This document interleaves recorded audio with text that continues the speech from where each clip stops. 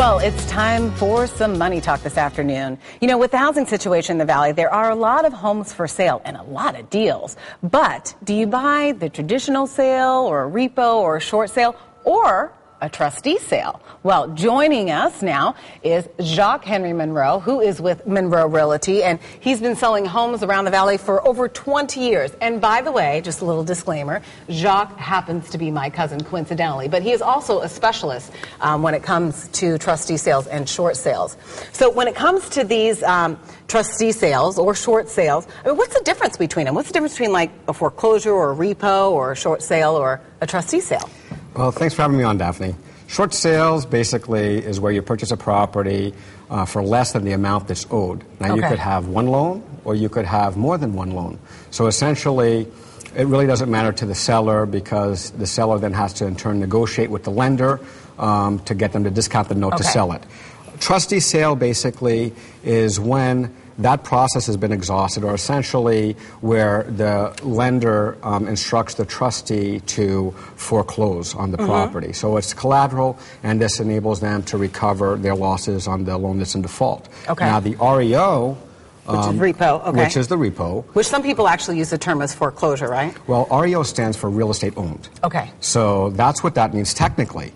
Essentially what happens is it can happen not necessarily after trustee sales. So in other words, what could happen is a borrower could negotiate a deed in lieu. But ordinarily, it's after the property is offered at auction, at trustee sale, where no bidder meets the opening bid, and then it reverts back to the lender. The lender then in turn turns it over through an asset management company and then through an MLS broker ordinarily. Okay, so all three of these are part of the process of someone who defaulted on their loan and are in the process of losing. So it just depends on the phase. Absolutely. Now, when it comes to going to a trustee sale, you know, one of the things that I have learned in my experience is you just don't go if you're a consumer because there is so much that you need to know. So people really discourage it, but I hear there are a lot of amazing deals. So what are the advantages and disadvantages of buying a home at a trustee sale? Starting with the advantages, as a general proposition, I mean, you can get deeper discounts. But that's not always the case, so you have to be careful and you can't get caught up in the frenzy of bidding. Well, let me ask you a question, and I'm kind of putting you on the spot here, but I know you have done some trustee sales. Can you kind of share with us like one deal you got?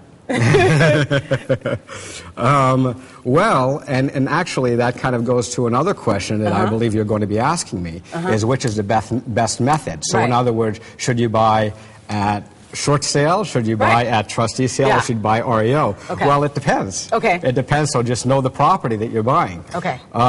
Well, there was one instance where we were actually representing a seller in a short sale. We had approval from the lender for that short sale, and the seller disappeared, moved out of the country.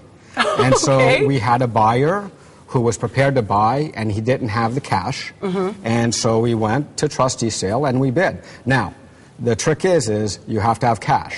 So when you go to bid, you have to have $10,000 certified funds. Cash. This is at a trustee sale. At a trustee sale. So it has to be certified, and then within the next business day by 5 o'clock, you have to pay the balance in cash. So that's if you're the winning bidder. You have to buy that house in cash, and you only have 24 hours to do it. That's probably the reason why a lot of consumers aren't at trustee sales.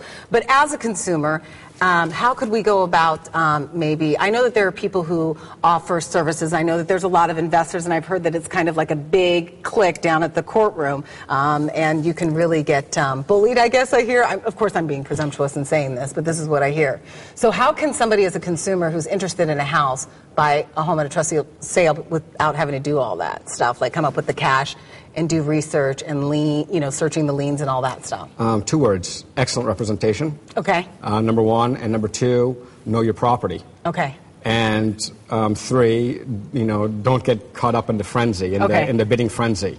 So in other words, do what you can do to know the property as much as you can, and you can also investigate title in advance through the representation, or even escrow companies or title companies around town may preliminarily kind of help you out. Well, Jacques, thank you so much for joining us. Some really good advice, and we can go on and on and on about this because we've been talking about this over the holidays. I've learned a lot. And if you want more information, I'll have the information on how you can contact Monroe Realty on our website at abc15.com. Go to Lifestyle tab, and there you'll see the Smart Family section.